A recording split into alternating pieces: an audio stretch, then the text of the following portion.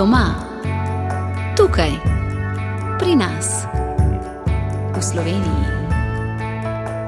Utrip cerkve v Sloveniji.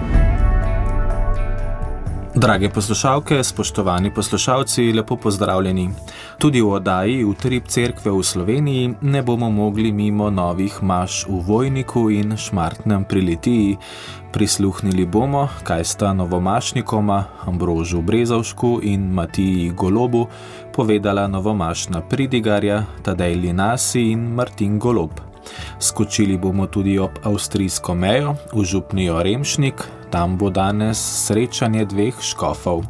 Prisluhnili bomo še, kaj prinaša nova številka revije Novih svet. K poslušanju oddaje vas vabim Rok Mihevc. Radijska oznanila. V tem tednu godujejo. Jutri Kamil Delili, duhovnik, Božidar, škof, Angelina, redovnica. V torek Bonaventura, škof, cerkveni učitelj, Vladimir Kijevski, knez, Česlav Šlezijski, redovnik. V sredo Karmelska mati Božja, Eustati, škof, Elvira Opatinja. V četrtek Aleksi, Aleš, spokornik, Vestina, Vesna, mučenka, Marina, mučenka. V petek Friderik, Miroslav, škof, Arnold, spokornik, Filastri, škof. V soboto Arsen Veliki, puščavnik, Makrina, devica in Simah, papež. V nedeljo pa Apolinari, škof, mučenec, Marjeta Antiohijska, mučenka, Aureli, Zlatko, mučenec, Elija, Il, prerok. Prihodnja nedelja bo 16. med letom. V Borovnici bo dopoldne ob 10. sveta maša in spominska slovesnost za pokojne Vičičeve in druge žrtve komunističnega nasilja. V Gornjem Gradu bo dopoldne praznovanje svetega Mohorja in Fortunata, ob 10:30 bo maševal Načkov Zore. Dopoldne bo pri Svetem križu nad Belimi vodami romarski shod, ob 10:30 bo sveta maša in telovska procesija. Na Remšniku bo danes dopoldne v podružni cerkvi svetega Pankracija na Radeljci 10. srečanje na meji dveh škofij, Gradec in Maribor. Ob 11. bosta somaševanje vodila graški škof in mariborski nadškof. Drevi bo v Stični, v baziliki Žalostne Matere Božje ob 18:30 fatimska pobožnost, ki jo bo vodil dr. Alojz Snoj. V torek bo v Sori v Karmelu svetega Jožefa in Marijenega brezmadežnega srca ob 18. sveta maša za tiste, ki nosijo karmelski škapulir in so člani karmelske bratovščine. V sredo bo v Mariboru v stolnici svetega Janeza Krstnika molitev za nove duhovne poklice, svetost in stanovitnost poklicanih. Od 8:30 naprej bo molitev, ob 10. sveta maša. V sredo bo v Mirni peči v Karmelu Marije, kraljice angelov, praznovanje Karmelske Matere Božje. Sveti maši bosta ob 7. in ob 18. Ob 16. bodo večernice, ob 16:30 nagovor upokojenega beograjskega nadškofa Stanislava Hočevarja in ob 17:30 rožni venec. V sredo bo v Sori v Karmelu svetega Jožefa in Marijenega brezmadežnega srca ob 18. sveta maša na praznik Karmelske Matere Božje. V četrtek bo na Vranji peči v župnijski cerkvi svetega Urha ob 18. sklep celodnevnega češčenja sveto mašo in blagoslovitvijo obnovljene fasade. Slovesnost bo vodil Načkov Zore. V soboto bo na gori pri Sodražici v podružni cerkvi Marije Snežne romarski shod ob 190-letnici rojstva Božje služabnice Magdalene Gornik. Ob 15:45 bo molitvena ura, ob 17. sveta maša, ki jo bo daroval kardinal Franc Rode. Ob oznanilih zaželimo prijeten in blagoslovljen teden, ki je pred nami, pa doživet počitniški čas. Župniji Šmartno pri Litiji in Vojnik sta bili pred tednom dni pravi izvir veselja za cerkev v Sloveniji. Veselili sta se novih maš, ki sta ju pela Matija Golob in Ambrož Brezovšek. Eno je potrebno ter Oče v tvoje roke sta novomašni gesli, ki sta si ju izbrala za vodilo svoje duhovniške poti in s katerima sta izpričala osebno vero. Mogočni mlaji, narodne noše, čudovito okrašena cerkev, igranje godbe, prevoz s kočijo, množica vernikov, več 100 vrst peciva, slovesno pritrkavanje ter petje, vse to so bila zunanja znamenja, ki so izkazovala ponos faranov, da iz njihove župnije izhaja nov duhovnik. Globoki in sporočilni so bili tudi sprejem na predvečer nove maše, tradicionalna podoknica novomašniku in slovo od doma. V cerkvi svetega Martina v Šmartnem pri Litiji je Matiji pridigal brat Martin Golob, ki je v 35-minutnem nagovoru razmišljal, kaj je tisto eno potrebno, da duhovnik lahko izpričuje svoje poslanstvo. Položil mu je na srce: Ne šparaj se, bodi deloven, ustvarjaj, ne popuščaj. Tudi ko bo zmatran, nared, kar je treba narediti. Na kmetih vemo, da krave ne čakajo in njih ne zanima, če zmatran, če zbolan, če se ti ne da, pač naredite treba, kar je treba narediti. In to prakso prenesi v svoje življenje. Ko boš molil in delal, takrat boš v Bogu letel kot golob. In to je res potrebno. Potrebno je, da si tak duhovnik. Golob leti, ko maha z obema krilama, a pred letenjem pa se le ustavi pred tabernaklom, pred Jezusom.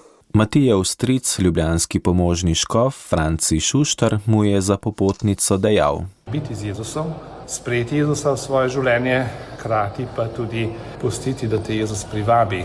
Ta odnos z Jezusom je tisto eno potrebno, potem pa vse druge stvari pride zraven. Nova maša v cerkvi svetega Jerneja v Vojniku pa je bila posebna tudi za nas, saj je brat Ambrož naš nekdani sodelavec in se veselimo skupaj z njim.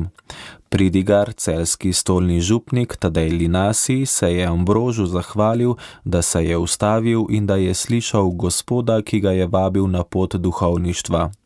Verjemi, da je prva stvar duhovnika odnos z Gospodom, je novomašniku položil na srce. Ambroža je spodbudil k vztrajni hoji za Gospodom. Vedno moramo biti odprti za njega. Posvečen si bil na praznik Jezusovega srca. Duhovništvo je rojeno iz Kristusovega srca. Nove maše Ambroža se je med drugim udeležil škof Stanislav Lipovšek, ki izhaja iz Vojnika, prav tako je družinski prijatelj. Zaželel mu je: Da bo zvest svojemu novomašnemu geslu. Ja, Oče, tvoje roke, čisto vse, kar bo prišlo, tukaj sem. Hvala ti, da si jo poklical.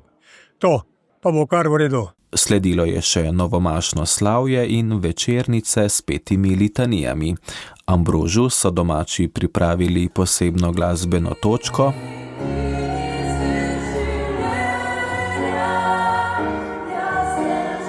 Matiji pa so za presenečenje med drugim zapeli Domen Kljun, Nuša Derenda in Dejan Vunjak. Večer je popestril tudi imitator Tilen Artač. Kar nekaj foto in video utrinkov najdete na naši spletni in Facebook strani, toplo vabljeni, da si jih ogledate.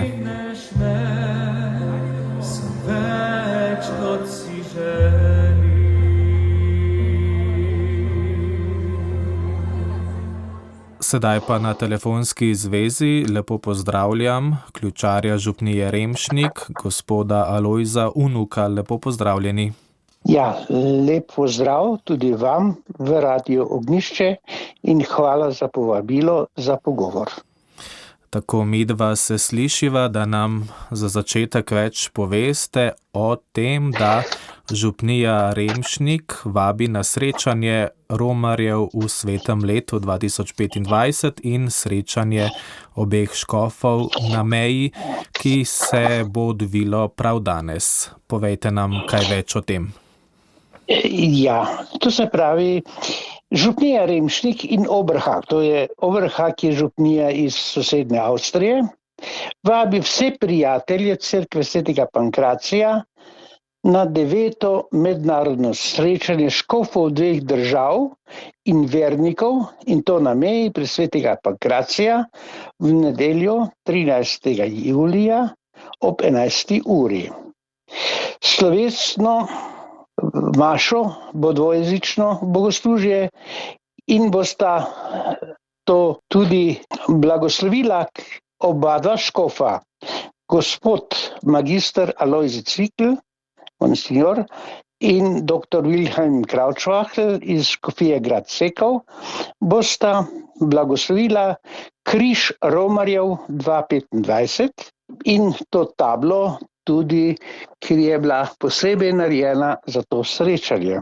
Ob 10. uri se bo začela procesija od zadnje kmetije na slovenski strani, po domače Vrovljak, do cerkve, srečali z verniki in z škofom iz Gradca, pa bo na približno sredini poti med cerkvijo in to kmetijo pri kapeli svetega Hubertusa, ki je prav tako nameščena na meji, in potem bo to skupno romanje do cerkve in pa skupna dvojezična sveta maša, kjer bodo sodelovali pevci iz župnije Remšnik in pevci iz župnije Oberhag, ter tudi naši otroci iz Remšnika. Maša pa bo za 3 pokojnike, in sicer za pokojnega župnika Klobasi Jožefa, ki je bil dolga leta župnik v župniji Oberhag in je bil eden izmed prvih pobudnikov tega srečanja. Ta drugi je bil tudi iz Oberhaga, iz župnije Oberhag, gospod Leubner, in tretji dobrotnik pa je bil Ervin Pušnik iz Radl ob Dravi. Kako pa je prišlo do pobude za takšno srečanje? Verjetno že ima neko zgodovino.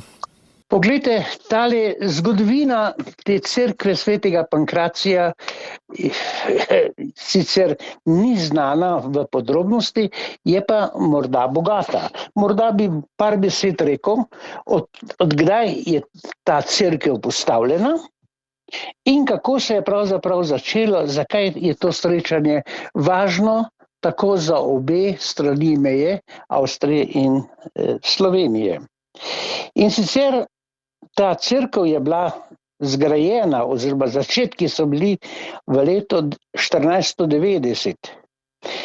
Leta 1532 pa so jo Turki, ki so hodili po naši zemlji tukaj, zažgali.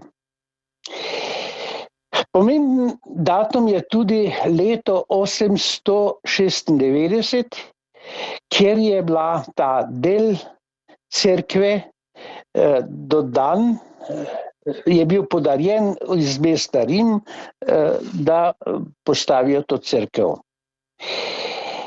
In sicer, kako je ta cerkev nastala?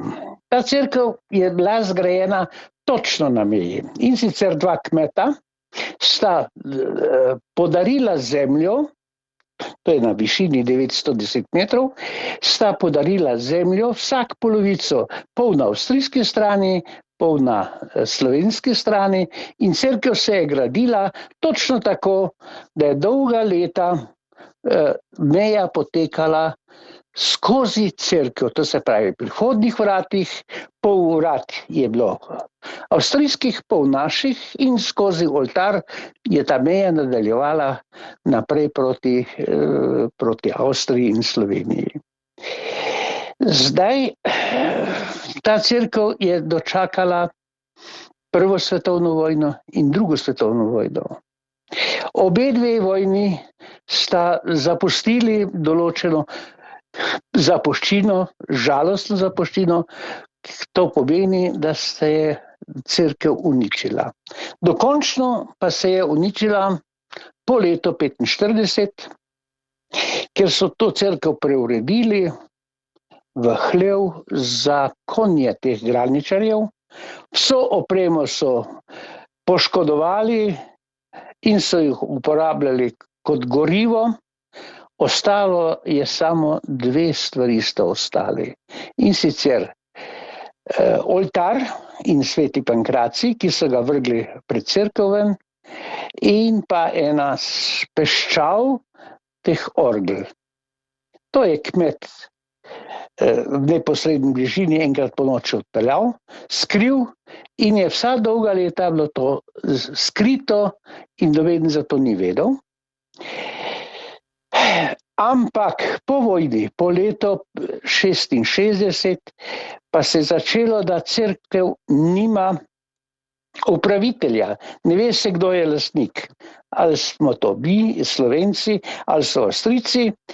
In je bilo leta 1962 določeno in izvedena korekcija meje, tako da je ta cerkev zdaj kompletno na slovenski strani in tudi župnija Remšnik skrbi in obnavlja to cerkev.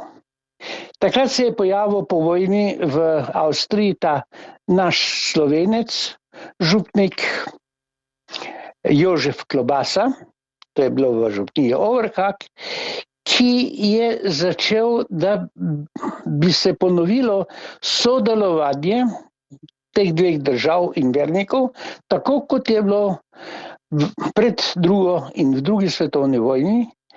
In tako je dejansko vzklila ideja, da se bi letno začeli verniki iz ene in druge strani meje vsako leto srečevati. In oba dva škofa, mariborski nadškof Alojzij Cvikl in graški škof Wilhelm Krautschwachel, sta imela za to idejo posluh in sta rekla, ja, mi se bomo vsako leto v nedeljo, na Alešovo nedeljo, ker Aleš je zavetnik tudi cerkve svetega Pankracija, bomo uredili srečanje z obeh strani meje. In to je zaživelo, ljudje na eni in drugi strani so to podprli in tako je to zaživelo. In letos je že 9. tradicionalno srečanje obeh škofov. Da pa je ta letnica malo manjša, je pa kriva tudi bolezen oziroma ta COVID, ker 2 leti ni bilo srečanja zaradi varnosti, da ne bi bilo karkoli narobe pri tem srečanju. Toliko za enkrat. Mogoče še vprašanje, kakšen pa je odziv ljudi, se radi udeležujejo tovrstnega srečanja? Ja, ljudje se zelo radi udeležijo in sicer zato, ker je to že naprej, 1 leto naprej planirano, datum je določen, oba dva škofa ta datum določita že naprej in vsak si rezervira ta dan oziroma to nedeljo srečanje pri Pankraciju. Vedno smo se srečevali pri cerkvi in potem v cerkvi. Lani pa je padla odločitev, da bi mi organizirali skupno procesijo z ene in druge strani meje naše slovenske, od zadnje kmetije, dočim avstrijska, pa tudi zadnje kmetije točno na mejo in to smo tudi uredili. Bo pa letošnje srečanje verjetno minilo tudi v duhu svetega leta, ki ga obhajamo. Točno sveto leto je, zato bomo pa tudi, ker mi smo vsako leto za to srečanje nekaj pripravili ali neke stvari obnovili v cerkvi in tako. Letos pa imamo namen blagosloviti križ romarjev 25. In sicer ta križ ima simboliko romarjev, teh križa, sidra in jader, in pa kot nosilni del tega križa, ki bo stal bo tudi svečnik, bo stal ob oltarni mizi, uporabili pa smo za nosilni del zvon, ki so ga v drugi svetovni vojni vrgli iz zvonika in se je skotalil v gozd, se je skril in tako je postal do današnjih dni in tega smo uporabili kot nosilni del. Ta zvon je počel, smo se trudili, da ga bi zavarili, da bi zopet ustvarili tisti njegov ton, to nam ni uspelo. Ton, ki pa je otožen in tih. Spremljate oddajo Utrip cerkve v Sloveniji.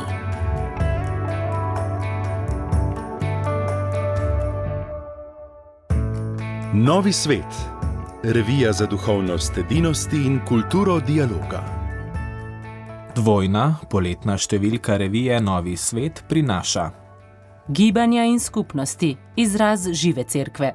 Kako je bilo na jubileju cerkvenih gibanj v Rimu, ki so se ga udeležili tudi predstavniki 4 gibanj iz Slovenije. V Portu na Portugalskem se je zbrala pisana množica mladih na kongresu ambasadorjev miru v organizaciji katoliškega projekta Vzgoje za mir Living Peace International. Med njimi so bili tudi 2 študenta in 2 učitelja iz Slovenije. Krik zemlje. Letos je minilo 10 let, odkar je papež Frančišek izdal okrožnico Hvaljen moj Gospod. Obletnico so pri nas in po svetu obeležili tudi člani gibanja Laudato Si, katerega nastanek je okrožnica spodbudila. Skupne vrednote za mir, poročilo in sklepna izjava drugega medreligijskega foruma za mir, ki je bil 14. maja v Kopru. 3 vprašanja Bogdanu Vidmarju, vikarju Koprske škofije za Evropsko prestolnico kulture 2025 o povezovanju kristjanov na Goriškem. Kolumna profesorja dr. Bogdana Dolenca ob 1700 obletnici Nicejskega koncila, ki je negotovosti glede osebe Jezusa Kristusa in njegovega odnosa do Boga Očeta odpravil z jasnim naukom in tako postavil temelje sodobnega ekumenizma. V Evropskem parlamentu je bil simpozij krščanske ekumenske pobude Skupaj za Evropo ob 75. obletnici programskega govora Roberta Schumana, katoličana, ki je skupaj s Konradom Adenauerjem in Alcidejem de Gasperiem postavil temelje evropskega povezovanja. Pričevanje zakoncev Rajer iz Trzina o tem, kako uresničujeta priporočilo papeža Leona starim staršem, naj spremljajo svoje vnuke z modrostjo, sočutjem, ponižnostjo in potrpežljivostjo.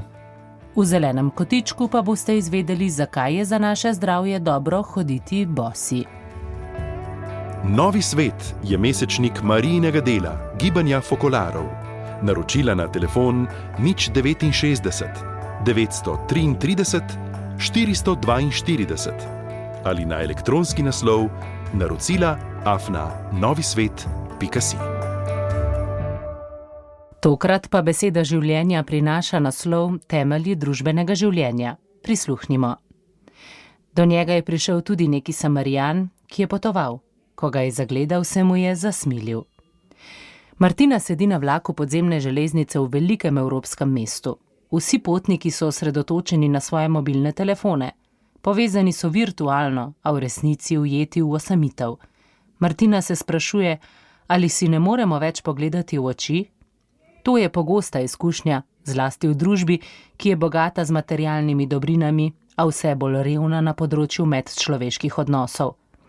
Evangelij pa se vedno vrača s svojim izvirnim, ustvarjalnim predlogom, ki je zmožen vse narediti novo. Jezus v dolgem dialogu z učiteljem postave, ki ga sprašuje, kaj naj stori, da bi prejel v delež večno življenje, odgovori z znamenito priliko o usmiljenem Samarijanu. Duhovnik in levit, pomembni osebi takratne družbe, ob cesti vidita človeka, ki so ga napadli razbojniki, vendar gresta mimo. Do njega je prišel tudi neki Samarijan, ki je potoval. Ko ga je zagledal, se mu je zasmilil. Učitelju postave, ki dobro pozna Božjo zapoved o ljubezni do bližnjega, Jezus za zgled predlaga tujca, ki velja za razkolnika in sovražnika. Vidi ranjenega popotnika, a pusti, da ga prevzame sočutje, občutek, ki prihaja od znotraj, iz globin človeškega srca. Zato prekine svojo pot, se mu približa in poskrbi zanj. Jezus ve, da je vsak človek ranjen zaradi greha in prav to je njegovo poslanstvo, ozdravljati srca z Božjim usmiljenjem in zastonskim odpuščanjem, da bi bila tudi ona sposobna bližine in delitve. Da bi se naučili biti usmiljeni kakor oče in popolni kakor on, moramo gledati Jezusa, ki je polno razodetje očetove ljubezni. Ljubezen je večna vrednota, ki daje smisel vsemu drugemu in najde svoj najvišji izraz v usmiljenju. Usmiljenje nam pomaga, da ljudi, s katerimi se vsak dan srečujemo v družini, v šoli in na delu, vidimo vedno nove, ne da bi se spominjali njihovih pomanjkljivosti in napak. Pomaga nam, da ne sodimo, ampak odpuščamo krivice, ki smo jih utrpeli. Še več, pozabimo jih. Do njega je prišel tudi neki Samarijan, ki je potoval. Ko ga je zagledal, se mu je zasmilil. Končni in odločilni odgovor je izražen z jasnim povabilom. Pojdi in tudi ti tako delaj. To Jezus ponavlja vsakomur, ki sprejme njegovo besedo. Postanite bližnji, prevzemite pobudo in se dotikajte ran ljudi, ki jih vsak dan srečujete na življenjskih poteh. Da bi živeli evangelijsko bližino, najprej prosimo Jezusa, naj nas ozdravi slepote predsodkov in ravnodušnosti, ki nam preprečuje, da bi videli dlje od sebe. Od Samarijana se nato naučimo sposobnosti sočutja, ki ga žene, da postavi na kocko celo svoje življenje. Posnemajmo njegovo pripravljenost, da naredi prvi korak k drugemu in odprtost, da mu prisluhne, da bi nase prevzel njegovo bolečino, brez obsojanja in brez skrbi, da bi zapravljal čas. To je izkušnja mlade Korejke. Poskušala sem pomagati najstniku, ki ni bil iz moje kulture in ga nisem dobro poznala. Čeprav nisem vedela, kaj in kako naj storim, sem zbrala pogum in poskusila. In na svoje presenečenje sem opazila, da sem, s tem, ko sem ponudila to pomoč, ozdravela od svojih notranjih ran. Ta beseda nam ponuja zlati ključ za uresničevanje krščanskega človekoljubja. Ozavešča nas o naši skupni človeškosti, v kateri se zrcali Božja podoba in nas uči pogumno presegati kategorijo telesne in kulturne bližine. V tej luči je mogoče širiti meje od mi do obzorja vseh in ponovno odkriti same temelje družbenega življenja. Pripravila Leticija Magri, skupino Besede življenja. Spoštovani, to je bilo tokrat vse v oddaji Utrip Cerkve v Sloveniji. Hvala za vašo pozornost in z Bogom do prihodnjič.